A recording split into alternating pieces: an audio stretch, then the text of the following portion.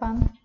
E aí, boa tarde, pessoal. Vamos então agora para a nossa segunda aula de História do Brasil, tá? Essas aulas mega comprimidas, mega resumidas, tá? Então vamos tentar falar bem rápido um período bem longo aí da história do Brasil, que é esse primeiro período republicano, que vai desde a Primeira República, né, chamada também de República Velha, que a gente vai ver em alguns detalhes, até o final do período democrático, que se encerra em 64 com o golpe militar, tá? Depois a gente vai ver mais um vídeo, o período após isso, tá ok? Então a gente vai dividir basicamente em três partes, né? Na Primeira República, pegamos depois a Era Vargas e depois o período democrático antes do golpe militar, beleza? Como eu falei nas outras aulas, vai ser algo bem enxuto, né? Bem resumido, bem corrido, porque a gente não tem muito tempo, ok? Vamos então aí começar com a tal da República Velha, tá?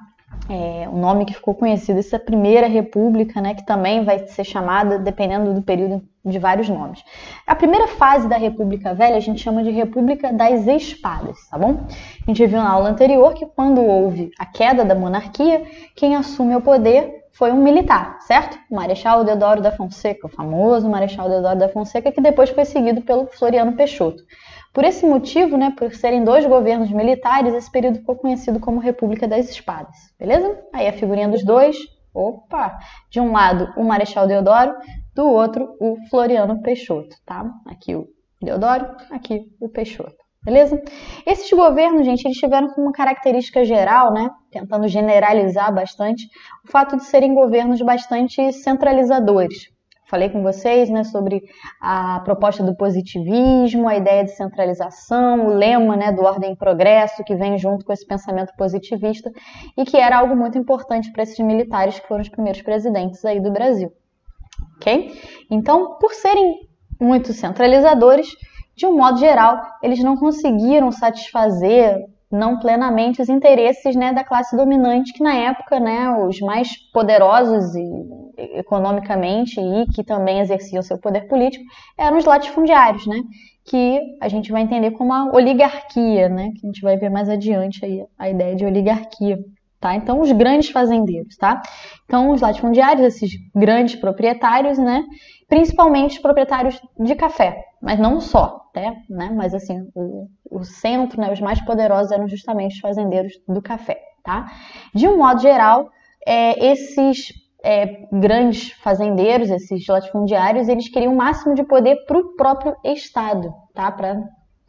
Que antes, né, eram províncias, agora no governo republicano são os estados. Então eles priorizavam o federalismo, tá? E queriam um mínimo de intervenção do governo central na economia, né? Um liberalismo bem geral, né, em termos do governo não interferir nos seus negócios, principalmente no que dizia respeito às exportações, tá? Então os interesses dele eram basicamente os interesses agroexportadores. Eles queriam mandar o café para fora do Brasil, mandar o café para a Europa, né, para os países que compravam esse produto, ok? Figurinha aí do café para animar nossos slides, beleza? Isso aí é um breve comentário, né, que é uma tendência, principalmente nas economias não muito desenvolvidas, né, considerados países, por exemplo, subdesenvolvidos ou países de terceiro mundo, que há uma tendência em que as economias que são predominantemente exportadoras, elas tendem a defender um Estado mais fraco, né, com pouca intervenção na economia, principalmente, né, no que diz respeito a medidas protecionistas. Então, que evitem medidas que atrapalhem as exportações, tá? Então, por exemplo, o fato e que favoreçam as importações, né, de produtos mais elaborados. Então, que o Estado não intervenha, que não crie taxas, por exemplo, para a entrada de outros produtos, de produtos industrializados, esse tipo de coisa. Ao contrário, né, normalmente economias focadas no desenvolvimento do mercado interno, ou seja, economias que estão mais tem uma maior variedade de produção interna e que querem desenvolver algumas áreas do mercado interno, como, por exemplo, a produção industrial, tendem a criar algumas medidas para evitar concorrência com produtos estrangeiros, para evitar a entrada maciça de produtos estrangeiros no seu mercado, tá? Isso é uma tendência, ok? Mas uma tendência não quer dizer que isso seja uma lei, beleza? Então vamos aí para a questão do coronelismo, né? Que quando a gente acaba aí o governo desses dois presidentes militares, a gente começa a ter os governos civis, tá? Quer dizer, com representantes civis que vão ser políticos diretamente ligados a essa classe dominante aí, que é esse grupo agrário, né? Essa elite agrária de latifundiários, a oligarquia que vai dominar a política na República Velha, tá? Pois bem, então, uma das marcas aí desse período é o chamado coronelismo. A gente viu na aula anterior que a ideia, né, do coronel como um grande proprietário rural que recebe um título, né, da Guarda Nacional, mesmo sem ter treinamento militar, vem lá do período da regência, né? Mas vai ser justamente nesse período aí, da Primeira República, que os coronéis, ou seja, esses grandes fazendeiros que usam da força física, né, através da criação de milícias, vão realmente chegar ao poder de uma maneira bem total, né? Vão dominar a política do período, tá? Então, impor a sua vontade, impor o seu poder, beleza? Como é que então funcionava aí esse poder dos coronéis? Ele vai se exercer principalmente na questão do voto, tá? Nós vimos que durante o Império o voto ele era censitário, ou seja, era um voto por renda, não podiam votar mulheres, não podiam votar analfabetos, né? E então essa era a forma como funcionava o voto durante o Império, para os cargos que podiam ser eleitos, lógico, ninguém vota para imperador, certo? Pois bem, na República algumas coisas mudam, mas muito se mantém, tá? Então a República veio, mas o voto não se tornou um voto universal, tá? Ainda que ele não fosse mais censitário, ou seja, cai por terra a questão da renda que predominava durante o Império, permanece a exclusão das mulheres, dos analfabetos e também dos soldados, tá? O que, na prática, fazia com que a imensa maioria das pessoas não tivesse participação política, tá? A maioria das pessoas não votava. Grande parte da população era analfabeta nesse período. Além disso, tem um outro dado muito importante aí da República Velha, que diz respeito ao voto, à forma como se votava. O voto era aberto, ou seja, ele não era secreto. Tá? Então, se eu voto num fulano, todo mundo vai saber que eu votei naquele fulano, ok? E isso vai ter uma grande repercussão, tá? Justamente, né, porque... Opa, peraí. Tirar isso aqui, voto censitário, favorecer... Não. O voto não era mais censitário, desculpem. Isso daí devia ser sobra da parte lá do Império, tá? Então, é justamente nesse período que surge o tal do voto de cabresto. Tá? A ideia do voto de cabresto, tem um slide mais à frente com uma chart que eu vou mostrar aí para vocês, é justamente um voto controlado, né? O cabresto, para quem não sabe, vou avançar e depois eu volto, né? Cabresto, para quem não sabe, é esse negocinho aqui que prende a cara do burrinho, né? Então é uma forma de controlar o burrinho, né? Então como é que era essa ideia do voto de cabresto? Era um voto controlado, um voto em que o político, né, que está representando aí, né, nesse personagem de óculos e tal, ele carrega o eleitor à força para votar nas eleições. Como é que acontecia então essa questão do voto de cabresto, né? Como o voto era aberto, os coronéis em cada local, né, eles exerciam seu poder forçando a população daquele local a votar nos seus candidatos. Caso não votassem, né, poderiam ser ameaçados, podiam correr até risco de vida. Isso, além de que muitas vezes os votos eram comprados também, né? Então, muitas vezes eles faziam a favores, né? Porque é aquela questão básica do exercício do poder. O poder nunca se exerce só com violência, mas se exerce também com convencimento. No caso aí, o convencimento era na base da compra dos votos, beleza? Então aí, essa charge é uma charge da época, tá? Uma crítica do período mesmo. Então vamos lá, então o poder das oligarquias, né? Esses fazendeiros e tal, a gente se refere justamente à oligarquia. O que significa a oligarquia? Interessante, né? Eu gosto de dividir sempre a palavra, né?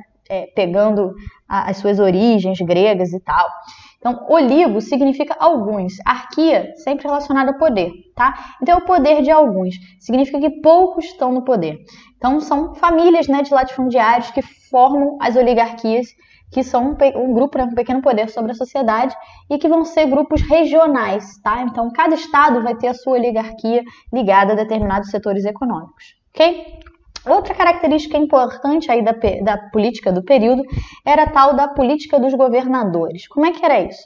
A política dos governadores basicamente consistia numa troca de favores entre o governo federal, ou seja, o presidente, né, representado principalmente na figura do presidente, com os governadores dos estados, em que o presidente ele reconhecia as eleições, né? Então, quando havia uma eleição, ele reconhecia quais candidatos eram legítimos ou não, e em troca do apoio que ele recebia também desses governadores.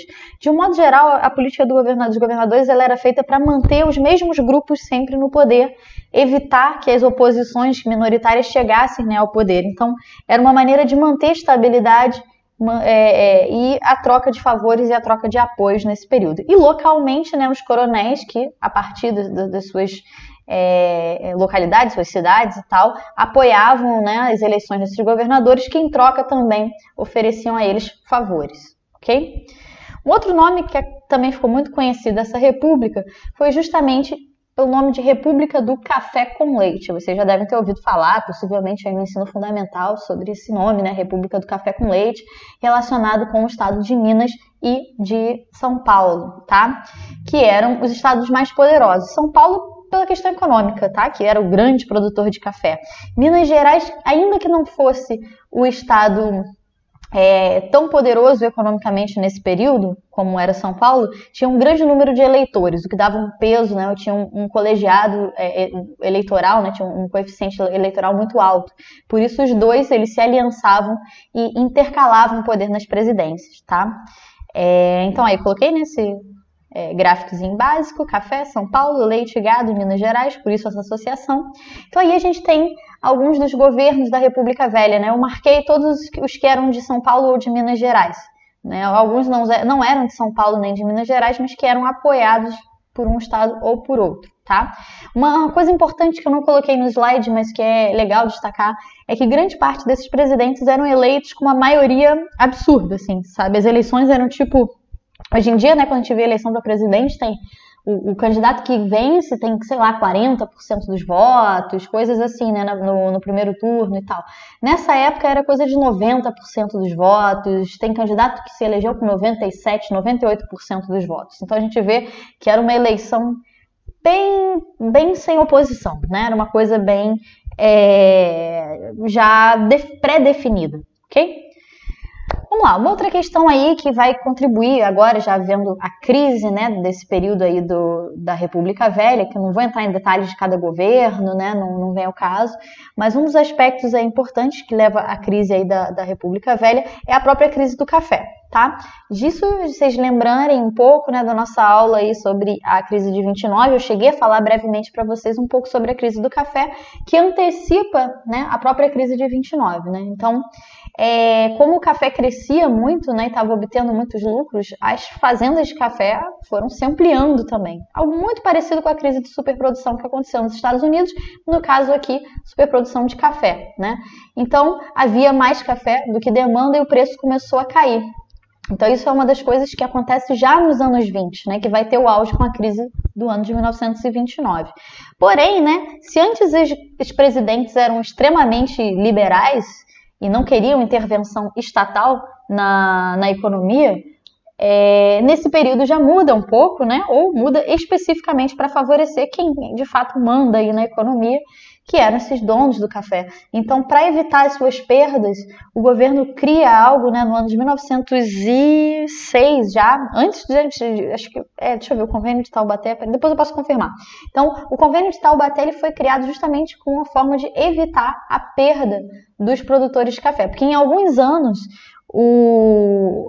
tinha mais café para vender, outros anos menos, então o governo ia lá e comprava o excesso de café para depois no outro ano revender quando tivesse em baixa. Só que conforme foi chegando aí na década de 20, não tinha mais mercado, né? Então o governo começou a queimar o café, tá? Então, principalmente aí na década de 20, começa o governo a queimar o café e de alguma maneira, né? Ou melhor, na verdade, na prática, todo mundo acabava pagando, né, o pato pela perda dos cafeicultores. Então, quando eles não conseguiam vender, o café era queimado, o governo perdia dinheiro, já que era dinheiro público que havia comprado aquele café, então todos pagavam pela superprodução aí desses fazendeiros do café, ok?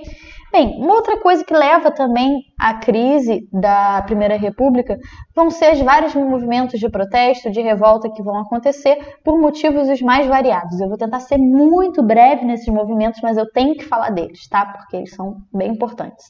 Pelo menos alguns aí eu não tenho como escapar, tá? Um deles é a Guerra de Canudos, que eu vou falar um pouco mais, tá? A Guerra de Canudos é o primeiro que acontece, ó, vemos a data aí. Logo, né, poucos anos, menos de uma década depois que a República é proclamada, a gente tem a Guerra de Canudos, que vai acontecer no interior da Bahia, tá? Então a gente tem aí uma figurinha que representa o Arraial de Belo Monte, que é onde vai acontecer esse movimento. Que o que foi, né? Então, justamente no interior da Bahia, onde a crise econômica estava muito forte, né? A decadência da produção açucareira deixava a população bem vulnerável, né? Bastante empobrecida.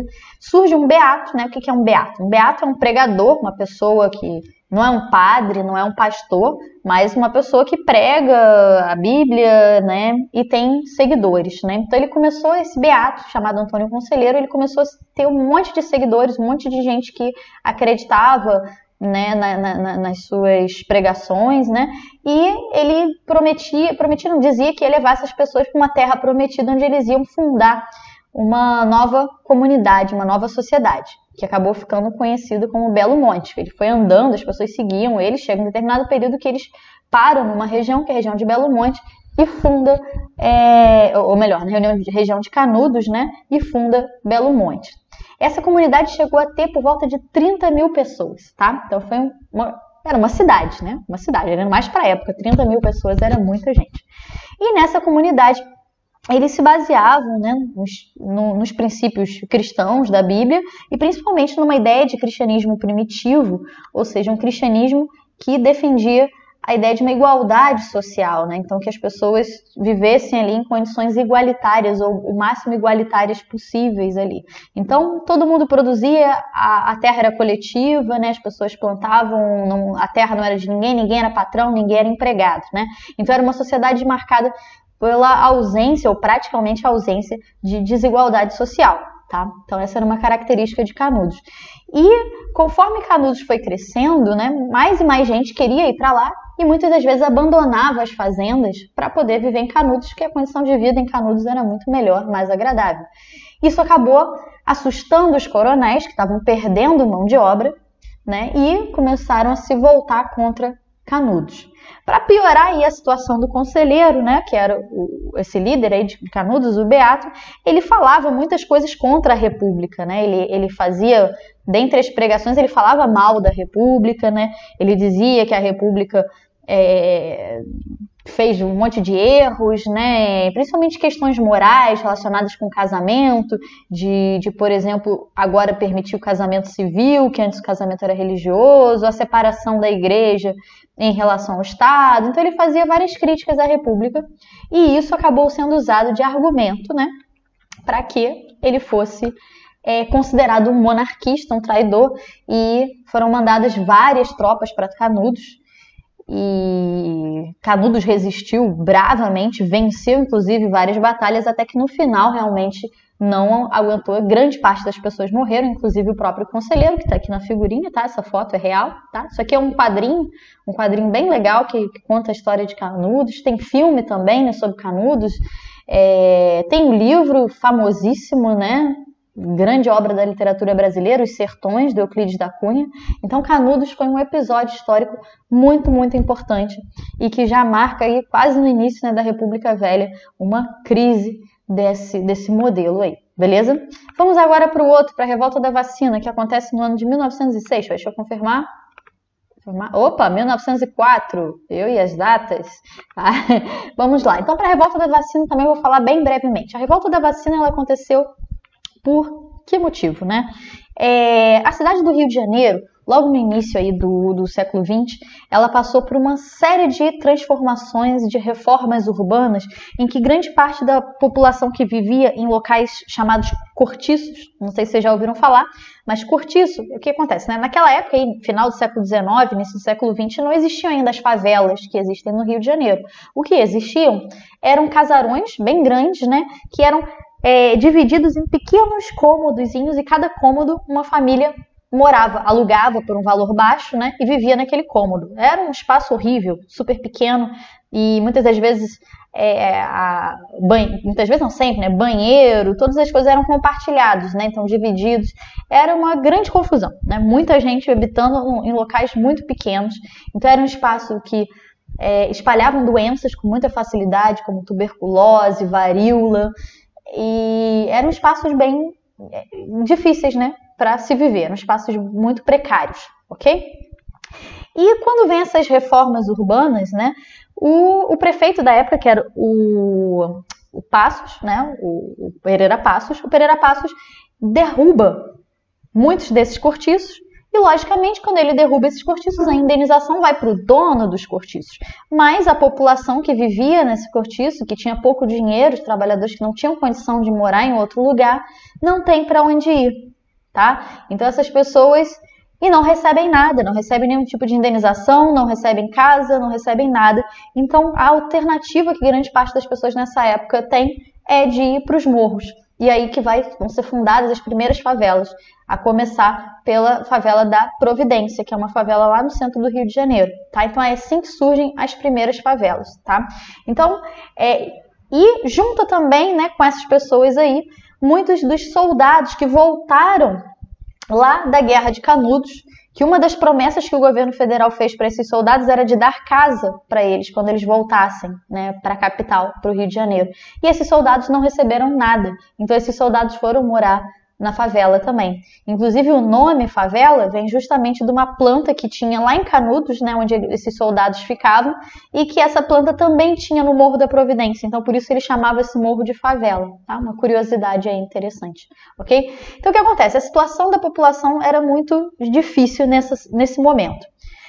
Para piorar, né, o governo não queria apenas expulsar essas pessoas para alargar as ruas, embelezar a cidade, construir bulevar, né? Ele queria também resolver os problemas sanitários da cidade, os problemas, inclusive, né, de ordem de saúde pública mesmo, que havia muitas doenças, e como o Rio de Janeiro era a capital da República, né, na época, muitos estrangeiros, diplomatas, eles não queriam vir, presidentes, né, porque eles não queriam vir para o Brasil, para o Rio de Janeiro, em função do medo das doenças, né? Então, o governo queria resolver também esse problema aí das doenças, além de embelezar a cidade com as obras públicas que eles fazem, o Pereira Passos faz nessa época.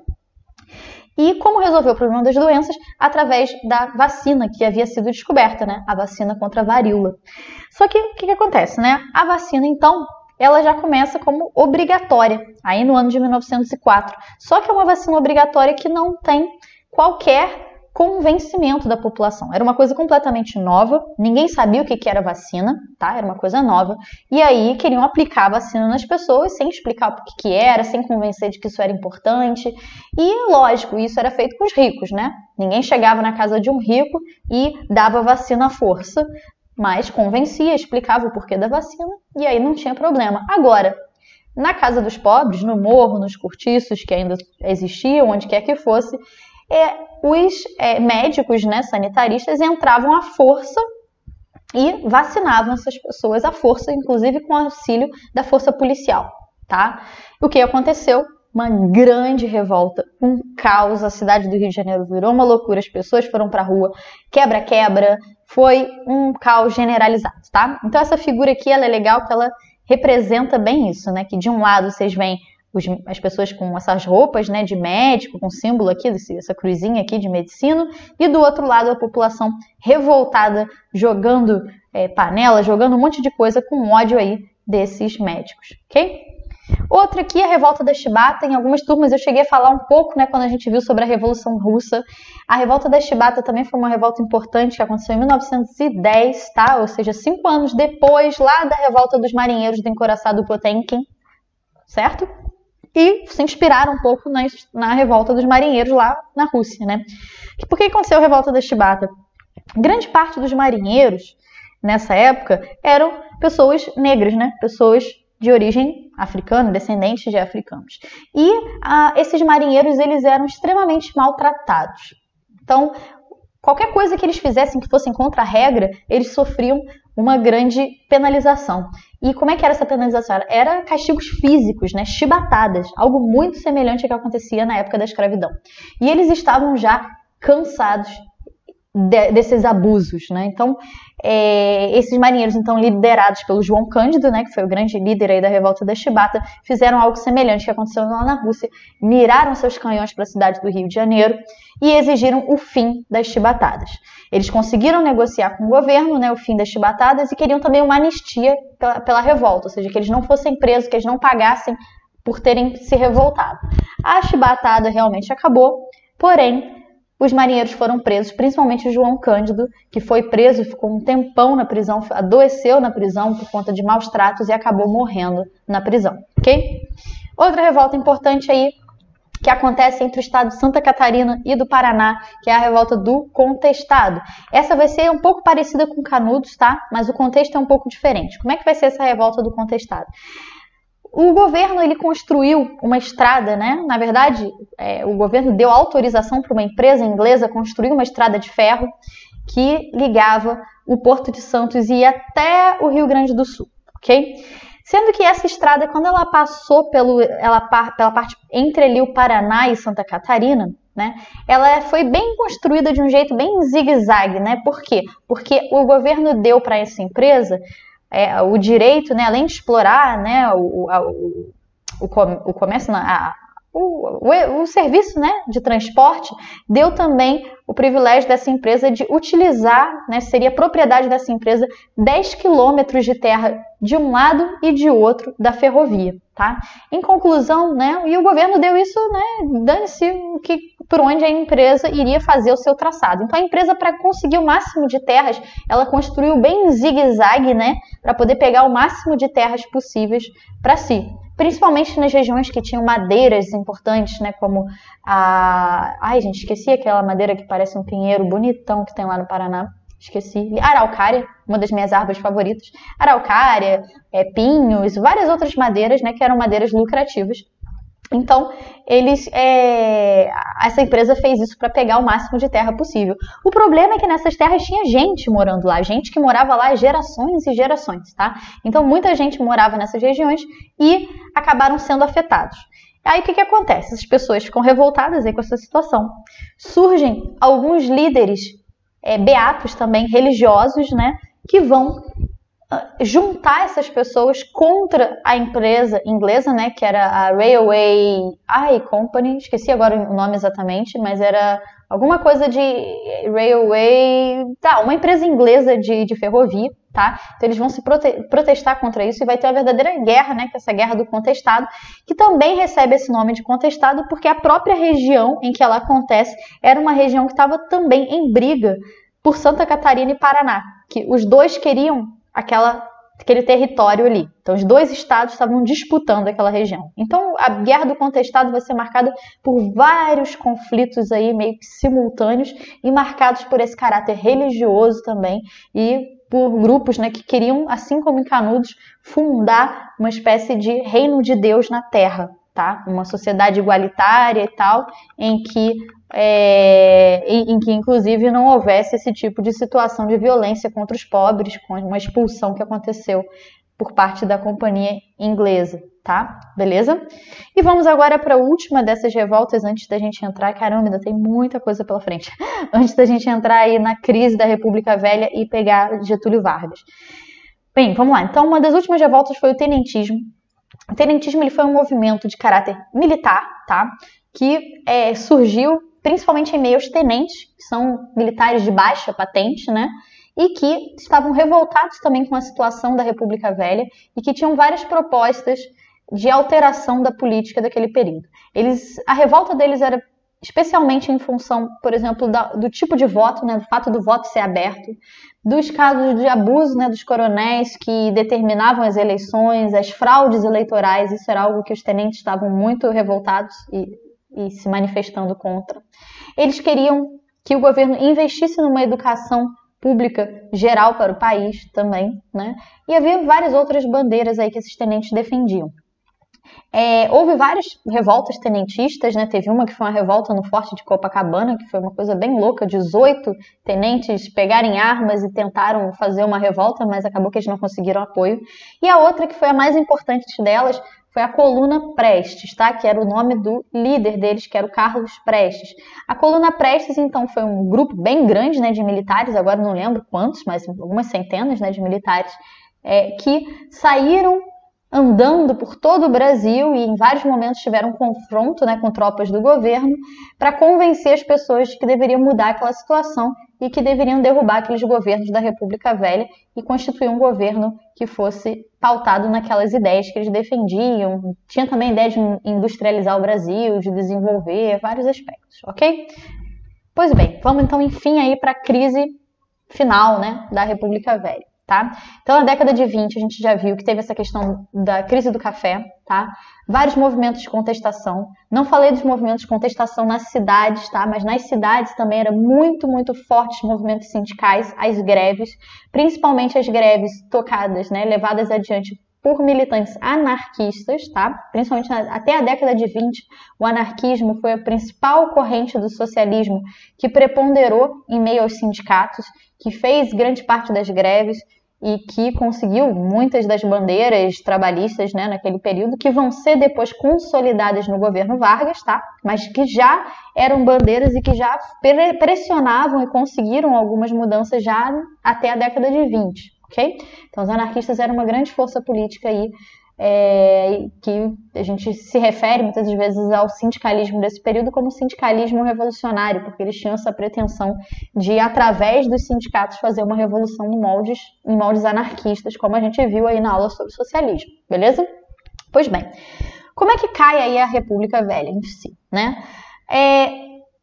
Ocorre uma ruptura daquele pacto Minas-São Paulo, café com leite, aí na candidatura de 1930. Quando chega em 1930, em função de todas essas crises e tudo mais, a própria relação harmônica que havia entre os estados de Minas e São Paulo não fica mais tão bem harmônica assim. Conclusão, acaba que se divide e temos dois candidatos aí à presidência, um representando o estado de São Paulo, que é o Júlio Prestes, e o outro que vai ser uma aliança, né, Rio Grande do Sul, Minas Gerais e outros estados, que vai ser o Getúlio Vargas. O Júlio Prestes, ele vence, tá? Ele vence, porém, houve muitas acusações de que, de forma fraudulenta, como não era de se estranhar no período aí da República Velha. Conclusão, é feita uma grande revolta, né, que alguns chamam de Revolução de 30, né, outros consideram que foi um golpe, né, mas de qualquer forma há uma grande mobilização para derrubar esse governo e principalmente os tenentes, tá, grande parte desse movimento tenentista apoia o Vargas e com isso eles fazem a Revolução de 1930 em que o Vargas sobe ao poder, ok? Vargas sobe ao poder então em 1930. Uma vez que ele sobe ao poder, o Vargas começa a governar sem uma Constituição, tá? A Constituição que havia cai por terra e o Vargas governa através de decretos-lei, tá? Ou seja, ele decreta algo e pá, aquilo ali vira lei. E vai levando até o ano de 1932, quando ocorre a tal da Revolução Constitucionalista, que vai ser o quê? Vai ser uma grande revolta que vai exigir que o governo implemente uma Constituição. Essa Revolução Constitucionalista ela é derrotada, né, em termos militares, então há vários confrontos, né, bélicos, militares mesmo, e eles perdem, os constitucionalistas, porém eles saem vitoriosos, entre aspas, em termos do que eles exigiam, que era que fosse feita uma Constituição. Então, no ano de 1934 é feita uma Constituição. Nessa Constituição de 34 já é estabelecido um salário mínimo, tá? A jornada de 8 horas de trabalho, o voto secreto, tá? E o que é uma novidade, né, para o período, e o Brasil, em vários aspectos, ele até não é tão tardio, ele implementa também o voto das mulheres, tá? Então o voto feminino já vale nessa primeira Constituição de 1934. É a primeira vez que as mulheres são incluídas como votantes na política nacional, tá? No ano de 1934, ok? Porém, né, o Vargas, ele se sente limitado por essa Constituição. O Vargas, ele não tinha intenção de governar submetido ao Congresso, submetido à Constituição.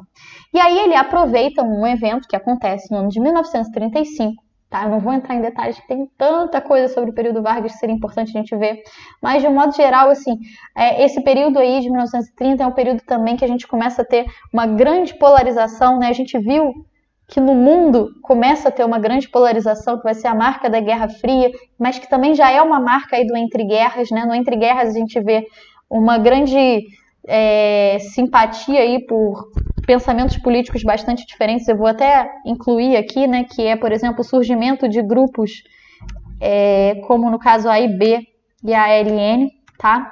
Falar um pouco sobre isso bem brevemente. Ai, caramba, muito tempo, muito pouco tempo, tá? A AIB e a ALN, né, que eram grupos rivais, foram organizações criadas aí nesse período, tá? Que um era simpatizante do fascismo, principalmente do fascismo italiano, que era a AIB, Ação Integralista Brasileira, tá? Então, que era um grupo fascista, e o outro que é a ALN, que juntava várias correntes. Juntava socialistas e juntava também democratas, liberais democratas e tal, tá? Então, e comunistas, né, simpatizantes direto mesmo do modelo soviético, da União Soviética, ok? Então, de dentro aí da ALN, havia então esse grupo aí dos comunistas e tal. E a ALN ela foi proibida pelo Vargas, tá? Enquanto a AIB não. A AIB, durante um tempo, ela foi permitida. Até porque durante um tempo o Vargas tinha uma certa simpatia com algumas coisas do fascismo italiano, tá? Ele tinha simpatia com a ideia do corporativismo, né? Que vocês lembram, a ideia da sociedade como um corpo, ou seja, evitar conflitos, patrões e empregados em paz entre si, negociação, tá? Por isso o Vargas controlou fortemente os sindicatos, que a gente vai ver mais adiante, mas mais no período do Estado Novo, tá? Mas vamos lá. Então, havia esses grupos, né? E em 1935, os comunistas aí liderados pelo Prestes, que deixou de ser tenentista e passou a virar comunista, tá? Passou a ser comunista, eles tentam fazer uma revolução no ano de 1935 que é completamente fracassada, não tinha a menor chance de vitória. Só que o Vargas vai usar isso como um argumento para não deixar que aconteça uma eleição e assume como ditador no Brasil no ano de 1937, iniciando o período que a gente chama de Estado Novo, tá? Então, o Estado Novo é justamente o período em que o Vargas governa sem eleições no Brasil, tá? Então, ele governa como ditador. Tá? É um período marcado por muitas coisas, inclusive em termos econômicos e tudo bastante positivas, e outras coisas, né, que é típicas de uma ditadura que são bastante negativas, como censura e vários outros aspectos. Tá? Em termos econômicos, o período do Estado Novo vai ser um período marcado por um grande crescimento econômico, tá? Que já começa, né? Aí eu botei uns dados, né? O crescimento econômico já começa antes do Estado Novo, já começa em 1933 e continua durante todo o período. Eu peguei só uns dados, né? De que havia um crescimento em torno de 11,2% da economia ao ano. Então, vocês imaginam, isso é uma coisa muito, muito grande, tá? O governo do Estado Novo, ele já passa a ter um enfoque bem direcionado à industrialização do Brasil, tá? Então, eles tentam, o governo do Vargas, de modo geral, se preocupa muito em investir nas indústrias de base, que nós vimos aí em outras aulas, que são essas indústrias que vão dar base para outras indústrias, tá? Então isso vai ser uma marca muito importante aí do governo do Estado Novo. E é também no Estado Novo que é criado o Conselho Nacional de Petróleo, que depois vai dar origem, né, à Petrobras, a CSN, durante a Segunda Guerra Mundial, que o governo do Vargas vai negociar com os Estados Unidos, né? E aí vai conseguir capital para poder construir a siderúrgica nacional para produzir aço, né? A Vale do Rio Doce também, companhia que era pública, né? Uma companhia pública de mineração, tá? Então vai ser um governo que vai investir fortemente nas indústrias de base. Em termos culturais, em termos da censura e tudo mais. Pois bem, primeiro, né, Estado Novo, então, eu falei para vocês, tinha um pouco dessa influência aí fascista, né? Então ele queria a todo custo criar essa ideia de ordem e de harmonia social, tá?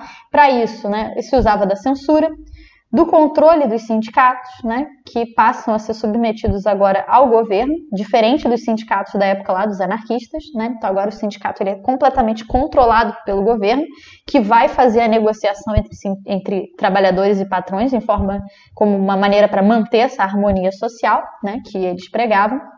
E há também por parte do Estado Novo uma tentativa de criar uma identidade nacional brasileira. Muito do que hoje a gente pensa como associado ao Brasil vem justamente desse período, né?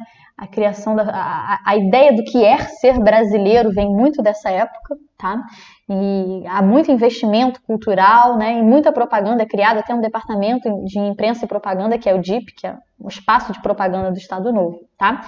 E quem discordasse, né, do governo e tudo mais era censurado e perseguido, algo típico, né, de modelos ditatoriais, ok?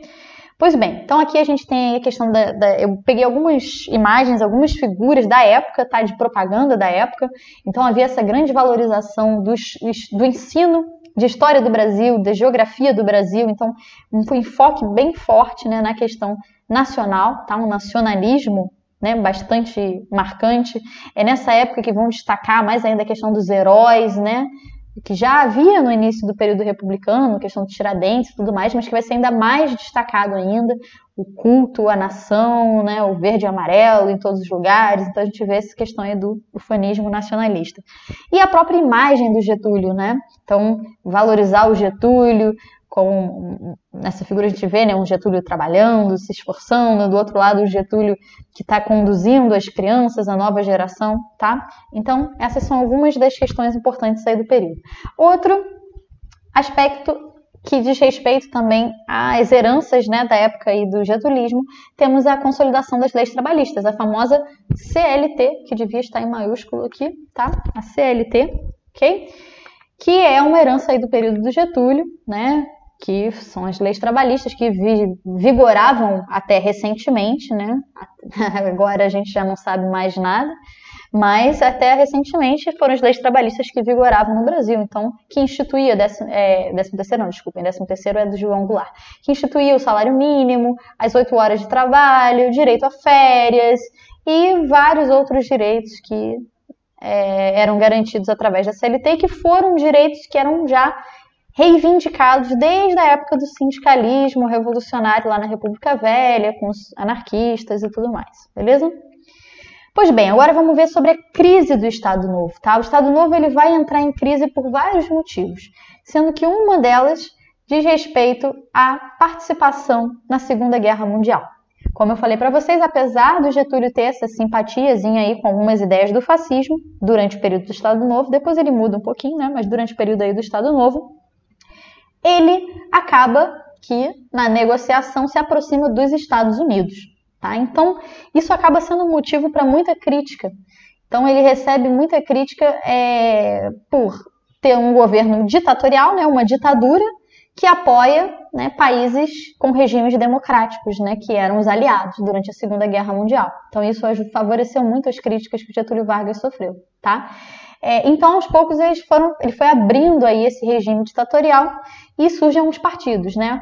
2 deles diretamente ligados ao governo do Getúlio, tá? Um é o Partido Social Democrático, que era ligado aos políticos, né, aos burocratas do governo, e outro que era o PTB, ainda existe, né? PTB, Partido Trabalhista Brasileiro, ligado principalmente ao sindicalismo, né, diretamente também ligado ao Getúlio, tá? Então, esses 2 seriam partidos varguistas. E tinha a UDN, que era a União Democrática Nacional, que era a oposição ao Vargas, oposição a toda aquela política ali do Vargas, e que vai ser um grupo bem forte aí na crítica ao Getúlio Vargas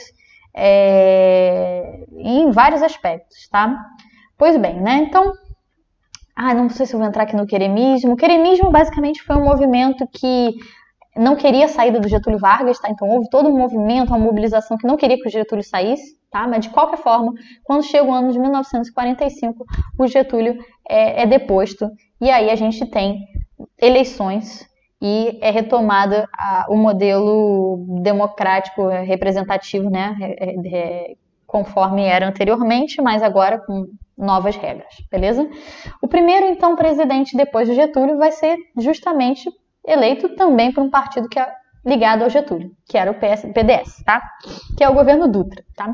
Durante o governo Dutra, então, a gente vai ter uma nova Constituição, tá? A Constituição de 1946, que vai manter muitas das coisas do que já havia anteriormente, né? Desde a Constituição lá de 34 e tal, que, por exemplo, voto para ambos os sexos, né? Mas mantém a questão de alfabetização, tá? Então, precisa ser alfabetizado, liberdade de culto de reunião e de imprensa, então o fim da censura, né, que isso vai ser uma mudança, tá? E em termos econômicos, a gente vê que o governo Dutra ele passa por 2 períodos, tá? Um período em que ele tem a sua fase mais liberal, em que ele abre o país para o capital externo e para importações, né? Então entra uma grande quantidade de mercadorias importadas no Brasil, porém, como isso acaba gerando uma crise da indústria nacional, uma estagnação da indústria nacional, ele muda a política e volta com o modelo industrialista, desenvolvimentista que era aplicado durante o governo do Getúlio, tá? E aí com isso consegue uma certa recuperação econômica, ok? Temos então aqui a eleição do Vargas, que é logo após o governo do Dutra. Então, o Dutra governa e tal, vem a próxima eleição, e agora sim o Vargas volta, só que dessa vez eleito, né? Não mais através de um golpe, não mais através de implementação de uma ditadura. Em 1951, o Vargas volta eleito, tá? Por eleições diretas, tá? Então, ele é eleito pelo PTB, que era aquele partido que eu falei para vocês, mais ligado aos sindicatos, né? Então, ele assume o governo, mais uma vez, né, focado numa proposta bem industrialista mesmo, né, focado em industrializar o Brasil, em desenvolver as empresas públicas estatais, né? Então essa é uma das principais bandeiras do Getúlio, e por isso ele vai sofrer muita crítica da UDN, que eu falei que era a oposição, tá? Que era o partido de oposição, que está principalmente ligado às oligarquias rurais, tá? Os grandes fazendeiros agrários que não tinham interesse nesse processo de industrialização, e aos capitalistas, né, industriais estrangeiros, que queriam, né, justamente reduzir as tarifas alfandegárias para os produtos entrarem no Brasil com maior facilidade, que é o mesmo interesse das oligarquias rurais, que era poder não ter muitas regras, né, para o comércio exterior, e assim com isso não limitar as exportações também. Então, libera exportação, libera importação. Esse era o interesse principalmente da UDN, que tinha esse caráter mais liberal econômico extremo, ok? Então, o Getúlio em 1953 cria a Petrobras, tá? Agora efetivamente, né, cria a Petrobras, a figura da Petrobras, e duplica o salário mínimo. Isso vai acabar levando ainda a mais crítica por parte da UDN, e o que vai ser a crise final, né, é que vai acontecer um atentado que tenta matar o líder da UDN, que era o Lacerda, e em 1954, tá? Que alguns dizem que foi o Getúlio, outros que não foi o Getúlio, mas há muitos indícios que se não foi o Getúlio, foi alguém muito próximo ao Getúlio que tentou matar o Lacerda. Conclusão, Lacerda não morreu, mas isso abalou definitivamente o governo do Getúlio, que passou a ser extremamente criticado na mídia, passou a sofrer toda forma de oposição, tá? Então ele se suicidou em 24 de agosto desse mesmo ano e acaba então o governo Getúlio. Nas próximas eleições, então, nós temos o famoso governo do JK. Quem não ouviu falar do JK, Juscelino Kubitschek, já deve ter ouvido falar de alguma coisa relacionada a ele, que é justamente no período do JK que fala-se dos anos dourados, né? Então vão ser anos em que o Brasil vai passar por um processo de transformações bem aceleradas, que se expressa inclusive no plano de governo do Juscelino, que era o chamado plano de metas, tá? O lema desse plano de metas do Juscelino era que ele iria fazer o Brasil crescer 50 anos em 5. Tá? O Juscelino também era ligado à política getulista, tá? Então ele também tinha essa proposta de industrialização no Brasil, mas com algumas diferenças.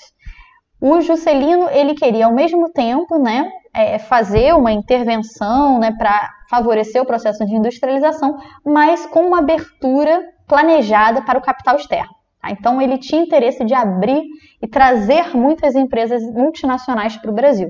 Um dos casos clássicos foi das empresas automobilísticas, tá? Então muitas empresas que produziam automóveis foram atraídas nesse período aí do Juscelino para o Brasil para produzirem aqui.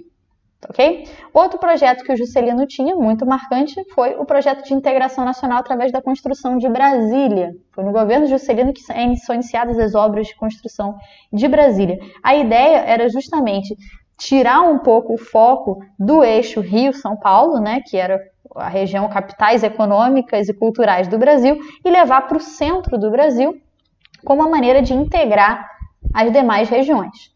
Muitos interpretam que essa tentativa de levar para Brasília era também uma forma dos políticos ficarem um pouco mais isolados das pressões sociais, uma vez que estaria lá no meio do Centro-Oeste, afastados, né, das manifestações e pressões sociais que poderiam acontecer nas regiões como Rio de Janeiro e São Paulo.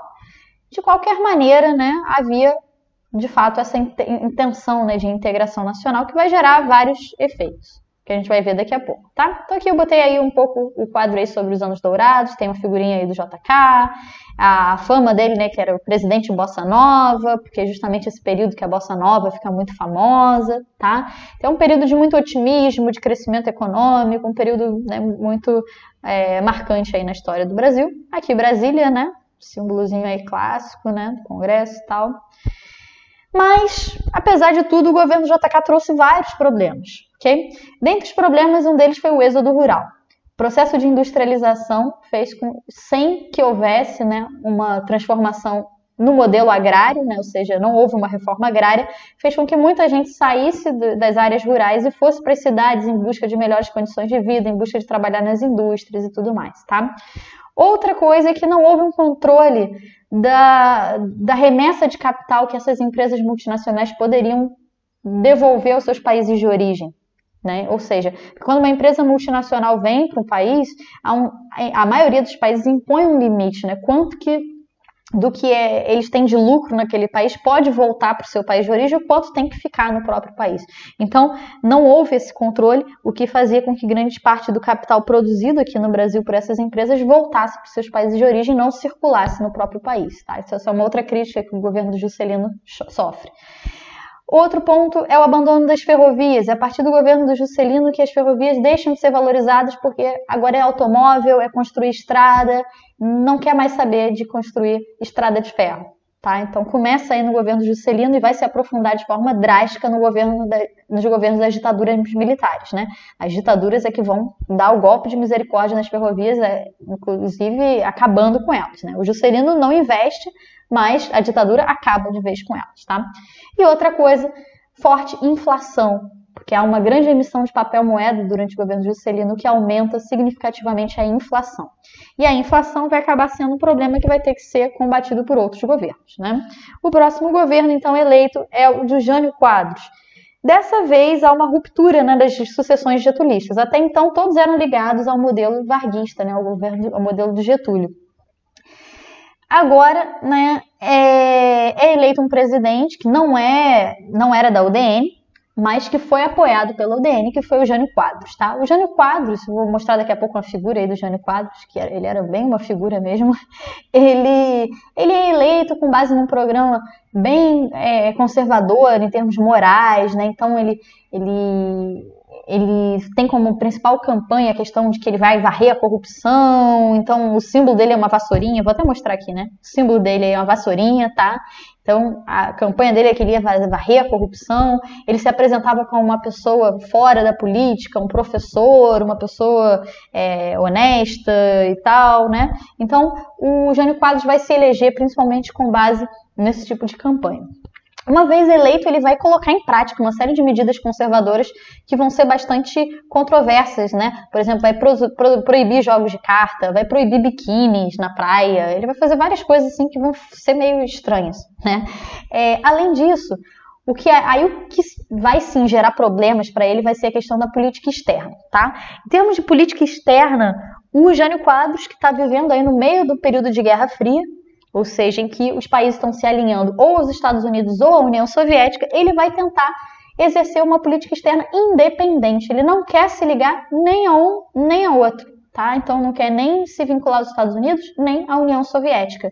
Então, em função disso, ele perde o apoio da UDN, porque a UDN era diretamente ligada aos Estados Unidos, né? Então a UDN se revolta e retira o apoio ao Jânio Quadros em função disso. Então, outra coisa que acontece é que o Jânio Quadros ele não consegue controlar a crise econômica, né? Não consegue controlar a inflação, e isso vai aumentando a crítica ao seu governo. Pois bem, então o que o Jânio Quadros faz? Ele tenta uma jogada para ampliar o seu poder, para a partir daí ele tentar resolver aí, tentar botar a ordem na casa. Como que ele tenta ampliar o seu poder? Ele renuncia à presidência. Aí você perguntar, ué, mas como assim, cara, eu renuncio à presidência? Por quê? Renunciou, vai perder a presidência. Não, ele achava que ele não iria perder a presidência. Ele achava que eles iriam botar ele de volta lá e dar a ele mais poder para ele poder mudar mais a política econômica em geral. Só que, e por que isso, né? Por que ele achava isso? Porque o vice-presidente era o João Goulart. O João Goulart foi eleito, ele era já ligado ao PTB, né, ao partido aí do Getúlio, e o João Goulart tinha atuado no governo do Juscelino também, e o João Goulart, ele era muito malquisto pelos setores mais conservadores. O João Goulart era visto como uma grande ameaça por ser um político muito progressista, muito ligado aos sindicatos, muito ligado a propostas mais assim populares. Então, o Jânio Quadros pensou que, se eu ameaçar renunciar, ninguém vai querer botar o João Goulart, então eu vou poder voltar ao poder e vamos diminuir as críticas a mim, eu vou poder governar de uma maneira mais independente. E por quê? Né? Outra coisa que é importante, por que o vice dele era de outro partido? Naquela época era muito diferente as eleições, tá? Isso eu não cheguei a falar. Hoje em dia, quando a gente vota para presidente, a gente vota no presidente, o próprio partido escolhe o vice-presidente, né? Naquela época, não. Naquela época, a gente votava para presidente e votava para vice-presidente. O que podia acontecer esse tipo de situação. De um cara que é presidente ter como vice-presidente a oposição, que era o caso aí do Jânio Quadros. O João Goulart era de um partido de oposição ao dele, tá? Então, por isso que houve essa situação. Mas, o que aconteceu? O Jânio Quadros renunciou e ficou por isso mesmo. João Goulart, a princípio, iria assumir, tá? Mas, como os setores conservadores não queriam de jeito nenhum João Goulart na presidência, também apelidado de Jango, tá? Não queriam de jeito nenhum Jango. Eles tentam, primeiro, não deixar com que o Jango assumisse o poder, tá? Ele estava em viagem para a China, o Jango, na época, né? Uma viagem diplomática para a China, quando acontece a renúncia do Jânio Quadros, e aí ele é proibido de voltar ao Brasil. Tá? Então, não pode voltar ao Brasil, porque eles não queriam que o Jango assumisse o governo. Aí, toda uma campanha da legalidade, né? Porque a lei dizia que ele seria o próximo presidente, né? O Leonel Brizola, talvez você já tenha ouvido falar, foi um político muito famoso, era do PDT e tal. O Leonel Brizola foi uma das grandes lideranças que mobilizou o movimento chamado pela Campanha da Legalidade, que foi um movimento para exigir que o João Goulart pudesse assumir a presidência. Tá? Leonel Brizola, né, foi um político diretamente ligado também ao modelo do Getúlio Vargas, né, de governo, ok? Então, o Jango acaba assumindo a presidência, ele assume, mas é instaurado, né, na negociação para que ele assuma como presidente, é instaurado um parlamentarismo. Ou seja, há uma... Peraí, só um minuto. Opa, continuando então, gente. Tive que fazer uma pausa aqui. Pois bem, então ele assume, mas para ele assumir ele tem que se submeter ao parlamentarismo, ou seja, o Congresso que vai assumir o controle do país, ok? E enquanto isso, né, a inflação só aumentava, os movimentos sociais cada vez mais se exaltando, os sindicatos e tudo mais. E aí o João Goulart, no ano de 1963, ele consegue fazer um plebiscito, né, consegue apoio para fazer um plebiscito, e nesse plebiscito as pessoas votam se ele pode ou não assumir como presidente mesmo, né, efetivo, vamos voltar ao governo presidencialista. E ele vence, tá? Então esse plebiscito tem amplo apoio e o João Goulart vence nesse plebiscito, ok? Então uma vez que o João Goulart assume o poder, tá? Ele vai ter também políticas diferenciadas, tá? Então, primeiro ele vai tentar uma política econômica mais conservadora, que é o plano trienal, como uma forma de tentar reduzir a inflação, porque a inflação estava altíssima. Então ele cria esse plano trienal, que é considerado uma medida conservadora, até como forma também, né, de conciliar com os grupos mais conservadores. Então ele controla as despesas públicas, ou reduz os gastos públicos e congela salários, como uma maneira de tentar segurar a inflação. Conclusão é que isso acaba gerando um grande descontentamento popular, né? Então, vários setores da esquerda fazem greves e manifestações contra essas medidas, tá? E não resolve muito a situação, a inflação continua. Então, o João Goulart lança uma nova proposta, que ficam conhecidas como as reformas de base, como sendo a alternativa realmente para a crise. Essas reformas são vistas como muito radicais por parte dos setores conservadores, tá? Mas o que elas consistiam, essas reformas, tá? Um dos principais pontos era a reforma agrária. O Brasil é um dos poucos países de toda a América Latina que nunca passou por um processo de reforma agrária, né? O que é a reforma agrária? É uma redistribuição das terras no Brasil, uma organização, né, da propriedade das terras no Brasil.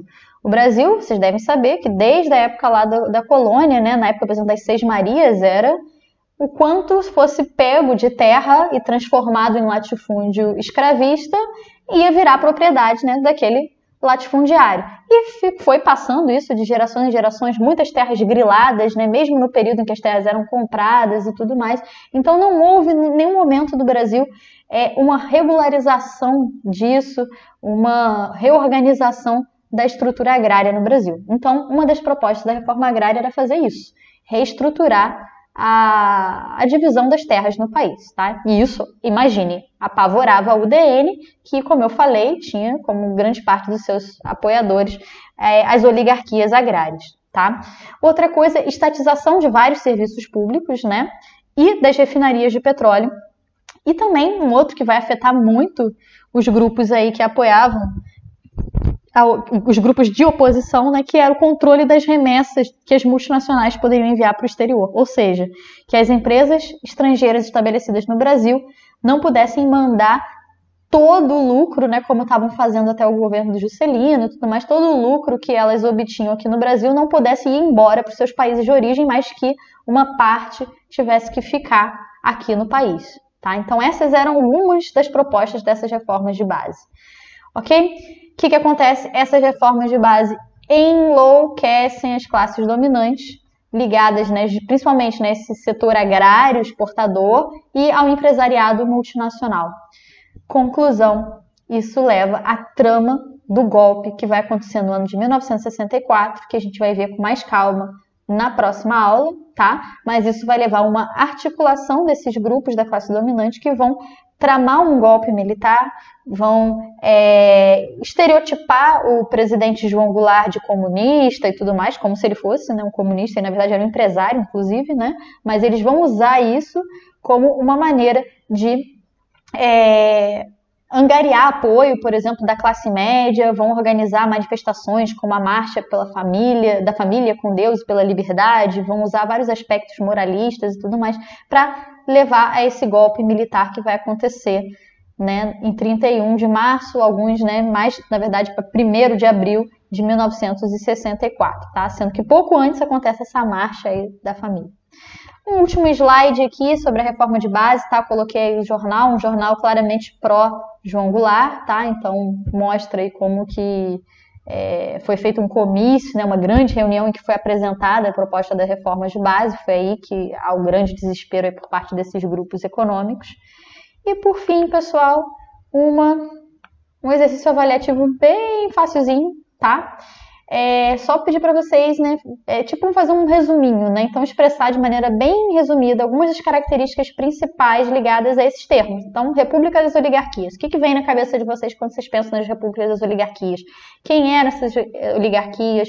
Que forma de governo? Que tipo, né, como é que era o voto, esse tipo de coisa. Estado Novo, mesma coisa, características principais do Estado Novo. Era uma ditadura, havia censura. Em termos econômicos, foi um período de industrialização acelerada. Propostas de governo desenvolvimentistas, né? Então, aí se pega essa questão dos vários governos, né? Do governo do Juscelino, que tipo de desenvolvimento, questão da industrialização, bem geral, tá? Então, um resuminho sobre esses 3 termos aí. Sobre a parte aí mais final do João Goulart e tudo mais, eu não vou cobrar por enquanto, porque eu vou voltar novamente nesse tema na próxima aula. Beleza, pessoal? Ficou um pouco longo, mas não tem jeito mesmo, é muita matéria. Vou dar aqui uma pausa. Opa, cadê? E é isso, galera. Valeu!